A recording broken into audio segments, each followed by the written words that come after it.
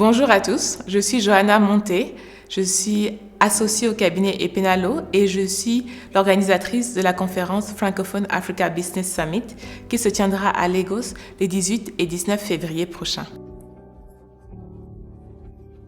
C'est une bonne question. Pourquoi une autre conférence? La vérité, c'est qu'il y a beaucoup de conférences sur l'Afrique. Chaque année, on en a énormément. Les résultats ne sont pas toujours à la hauteur de ce qu'on aimerait. Et c'est vrai qu'on a beaucoup d'effets d'annonce. Quand on va dans la plupart des conférences, on a des gros chèques qui sont signés pour des projets d'infrastructures majeures. Mais parfois, ce qui est intéressant aussi de noter, c'est qu'il n'y a pas toujours beaucoup d'accent qui est mis sur les SMEs, sur les PME. Or, les PME représentent 90% des sociétés en Afrique et 50% du GDP. Et donc, la vérité, c'est que pour nous, en tout cas, ce que nous voyons, c'est qu'il y a un besoin de parler plus et de connecter plus les SMEs, les PME, entre elles. Et donc, vraiment, l'idée de la conférence que nous avons aujourd'hui, c'est vraiment de faire un sommet qui va permettre d'adresser ce qui correspond à l'épine dorsale de l'activité en Afrique, donc les PME, donc de leur donner un forum où elles vont pouvoir vraiment se connecter et peut-être créer des relations d'affaires. Donc voilà un peu l'idée derrière le sommet.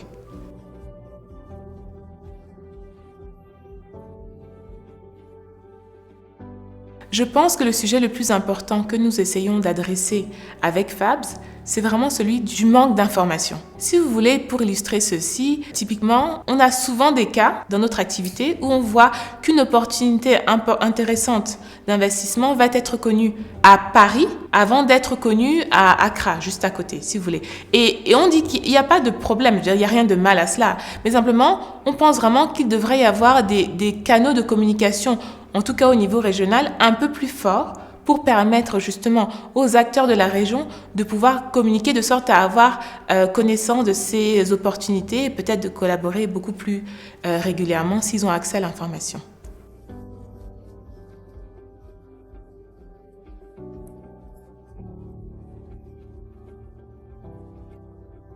Oui, alors je peux vous donner des exemples. La difficulté, c'est toujours que, en tout cas en Afrique francophone, les PME n'aiment pas toujours communiquer sur les transactions qu'elles font. Et la raison est souvent qu'elles vont craindre des représailles fiscales, malheureusement, mais ainsi va-t-il. Mais je peux quand même parler de 2-3 exemples qu'on a eus suite à la première édition de FABS. Le premier exemple, c'est par exemple dans le domaine de la construction au Congo. Donc, on a un acteur majeur congolais dans le secteur de la construction qui était présent à la conférence et qui a donc pu rencontrer un fournisseur très important au Nigeria. Et ils ont pu s'accorder sur une transaction en vertu de laquelle, à présent, maintenant, l'acteur congolais peut maintenant recevoir ses matériaux de construction directement au Congo au lieu de passer par la Zambie comme c'était le cas avant. Donc ça, c'est un exemple typique de ce qui s'est passé à la première conférence. On a aussi un autre exemple d'une fintech camerounaise cette fois-ci qui a pu rencontrer un investisseur en equity qui est en cours de finaliser un investissement dans son capital. Donc ça, c'est un deuxième exemple. Et troisième exemple, dans un secteur un peu différent, donc dans les mines, on a un acteur nigérian et un acteur sénégalais qui se sont mis ensemble pour créer ce nouveau fonds d'investissement. Donc, ils sont en train de lever des capitaux pour un fonds d'investissement focalisé sur les mines. Donc voilà, 3 exemples, par exemple, de success stories de la première édition de FABS.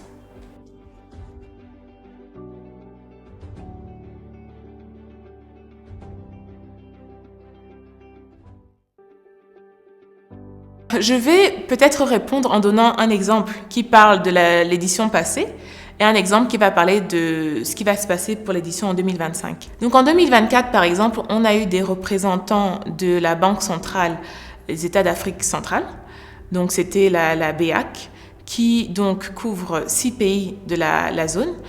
Et ce qui est intéressant de voir, c'est qu'on a énormément d'acteurs bancaires nigériens aujourd'hui qui sont intéressés par les pays de la zone d'Afrique centrale et d'ailleurs Afrique de l'Ouest.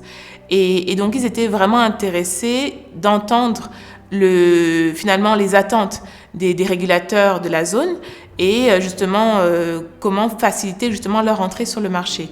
Donc je pense que c'était vraiment quelque chose que les acteurs locaux ont beaucoup apprécié parce que c'était une source d'information essentielle pour eux.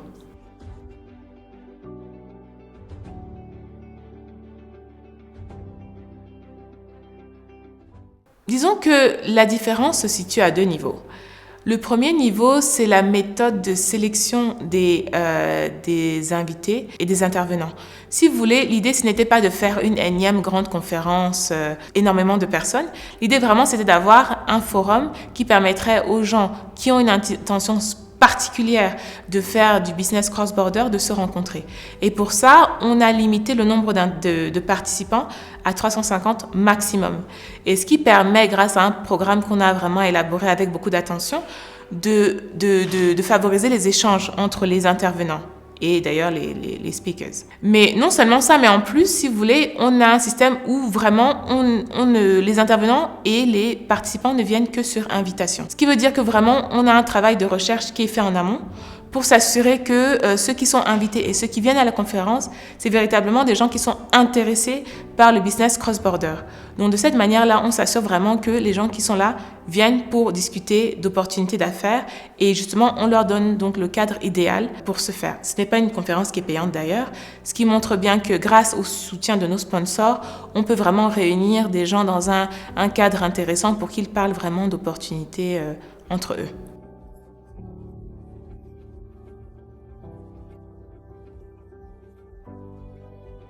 Alors ça, c'est la question qui revient le plus souvent. Et d'ailleurs, ça me paraît toujours un peu curieux, mais en fait, ça montre que vraiment, on a tous des manières de raisonner. On a juste des manières de voir les choses parfois un peu différentes. Mais la réponse, c'est que, pour moi en tout cas, l'ego, c'est une manière de justement apporter de la nouveauté.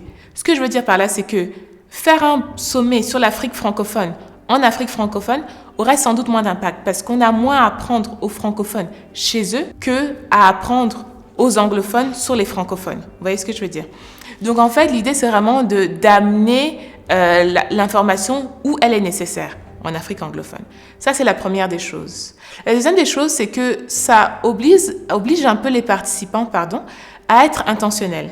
Ce que je veux dire par là, c'est que pour qu'un acteur francophone vienne jusqu'au Nigeria pour parler des opportunités d'affaires chez lui, il faut qu'il ait vraiment envie de faire des transactions, d'avoir des opportunités commerciales avec un acteur nigérian ou anglophone de manière générale. Sinon, on ne viendrait pas. Donc, on s'assure d'avoir vraiment des gens qui sont intéressés par le thème.